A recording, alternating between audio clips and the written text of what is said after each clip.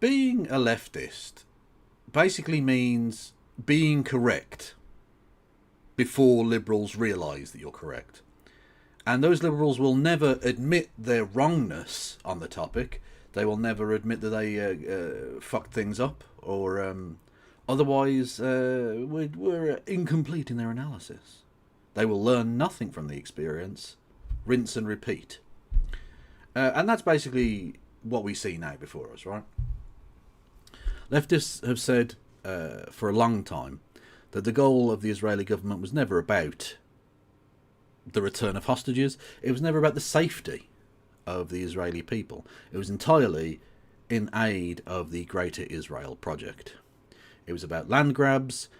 It was about genocide. It was about ethnic displacement and ethnic cleansing, and frankly, murder.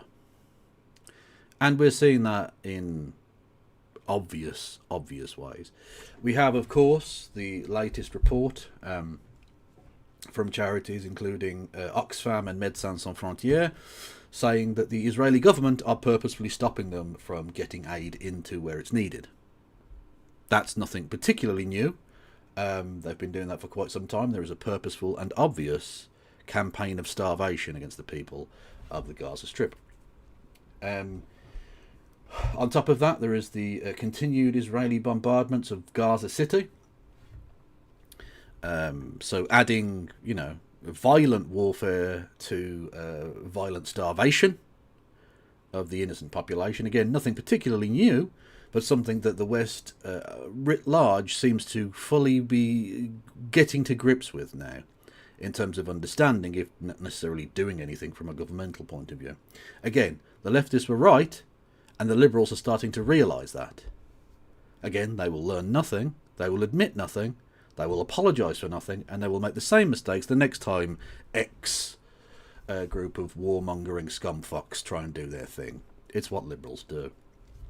But it gets worse than that, okay? It's not just the continued warfare, murder of people.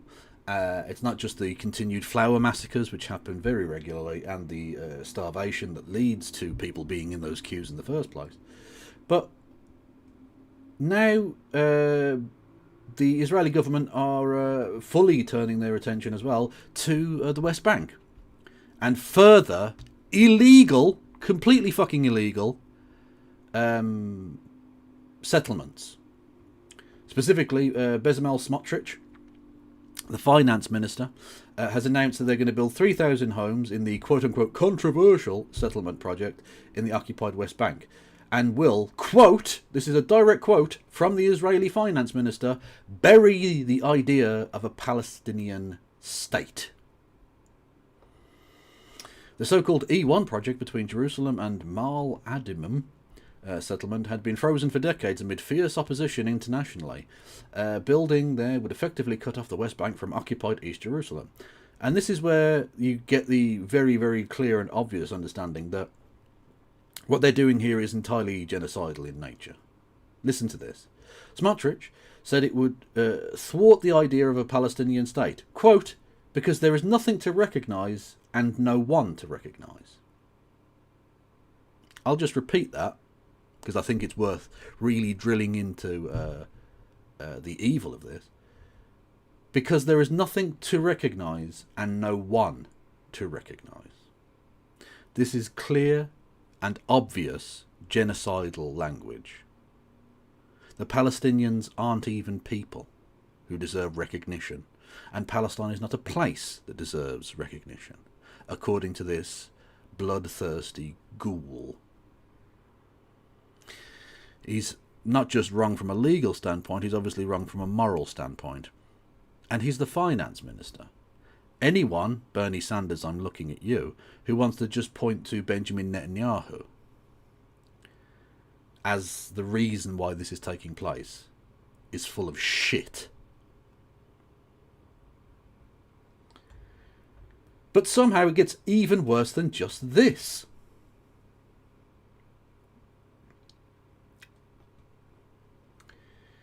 Israel has been in talks with the government of South Sudan. Now, some people may not even be aware that South Sudan is a thing. South Sudan is, I believe I'm right in saying this, still the Earth's youngest recognised country. It was basically the south of what is Sudan, or was Sudan, and broke away because of internal civil war and slaughter and so on and so forth. An incredibly poor country in the middle of the fucking desert, right? A very, very, very unsuitable place to send anybody. Okay? It is a nation of incredible poverty, with little by way of resources, not just in terms of like energy resources, but food and water. Right? Ridiculously bad to send people to this place. Let alone the fact that they're trying to ethnically cleanse Palestine by sending their people to another place. And to the person in chat, or people in chat, who have referenced the British government's Rwanda plan, that, by comparison, was very, very small fry. I think the more accurate comparison between what the Israeli government are planning here and a historic event is the Madagascar plan. And I use this very deliberately because I'm just saying the Zionists are the new Nazis. That's very apparent. The Zionists are the new Nazis, and they see the Palestinians as the Untermensch, the lower people, who are to be destroyed. That is what is happening here. That is blatantly what is happening here in the new Holocaust. The Madagascar plan was a plan proposed by the Nazi German government to forcibly relocate the Jewish population of Europe to the island of Madagascar. Franz Rademacher, head of the Jewish department of the German Foreign Office, proposed the idea in June 1940, shortly before the fall of France. The proposal called for the handing over of the control of Madagascar, then a French colony, to Germany as part of the eventual peace terms. Now, this was not entirely an original plan. There have been several groups throughout history that had similar plans, including, by the way, early Zionists who had debated a thing called the Uganda plan, where Europe's Jewish people would go to Uganda in south central Africa.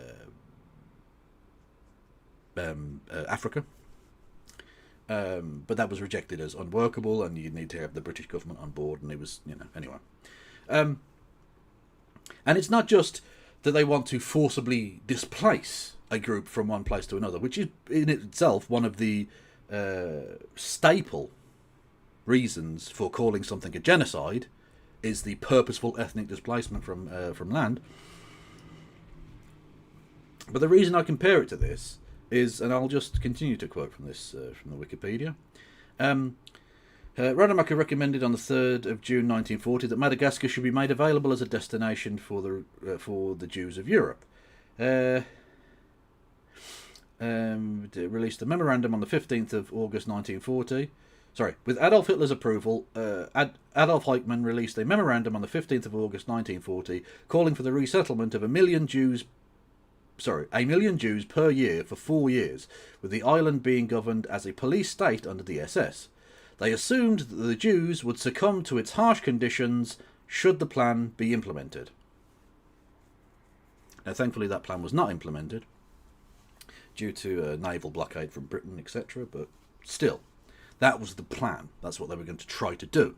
They're essentially going to try and kill the Jews off in a more discreet location and with more plausible deniability. They could say it was disease and the stress of travel and blah, blah, blah, blah, blah. You didn't have to build death camps. It wasn't going to be so obvious, so overt. And that is precisely what we see in Israel's plan here. Precisely what we see in Israel's plan here. They're not just ethnically cleansing, one of the absolute preconditions of genocide, which this absolutely is, and anyone who denies that at this point is little better. In fact, I would argue exactly the same as a Holocaust denier.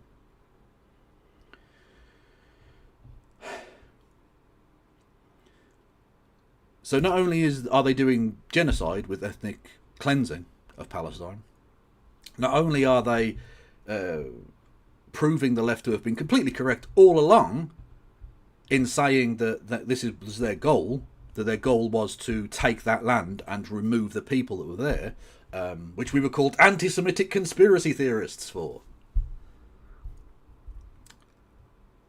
If you want to apologise at any point, you fucking idiots who accused people of that, be my guest. I won't hold my breath.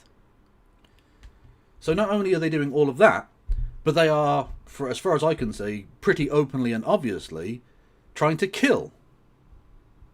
Through starvation, thirst, disease, the Palestinian people that get sent to Gaza, so that they then don't have to deal with the awkward right of return problems that they had after the first Nakba.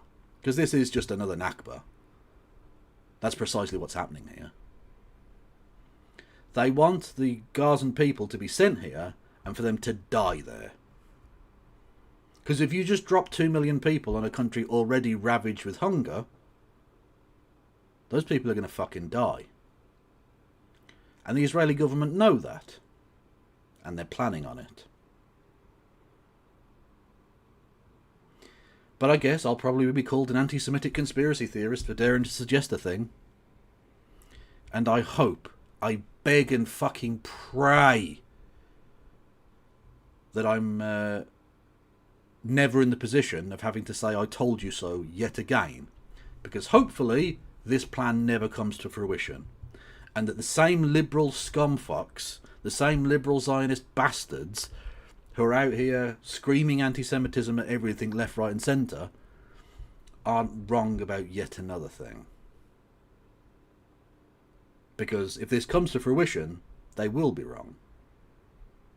And I will be right. And I've never wanted to be wrong about something more than this. We'll wait and see. Because that's all you can do, I think. In lieu of America ever doing the right thing, what can we do? I'm not sure. We can continue to fight the good fight, but I'm not sure what good it does. I wish I had a happy ending for you. I wish I had a this is cool and that. But as with so much in this war, I suspect there isn't a happy ending. And that this isn't going to end well for anybody. Literally anybody.